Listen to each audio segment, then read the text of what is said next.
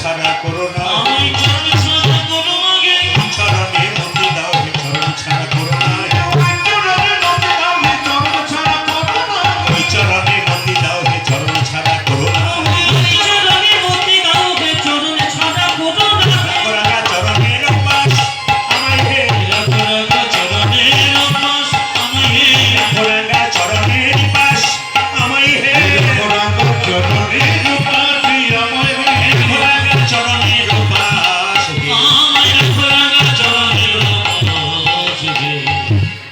দিকে যদি যাই লীলাটাকে ছোট করে, তবে আপনাদের সামনে একটা বিশেষ নিবেদন রাখি।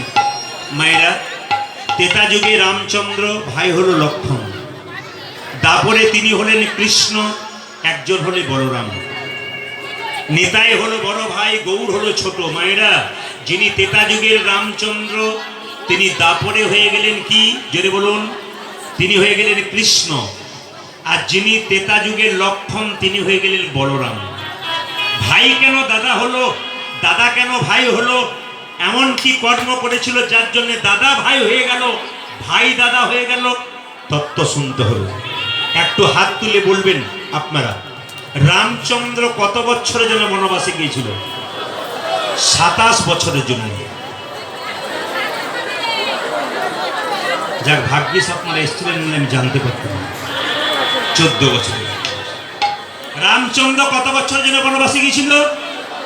আমি মাঝে মাঝে এক একটা করে ভুল বলে দেবো, যদি আপনারা ঠিক করেন তাহলে ঠিক আছে, আর যদি বলে দিই, যখন বললাম 27 ধীরে, যখন বললাম 27 বছরের জন্য, তখন 2-4 জন মা বলছে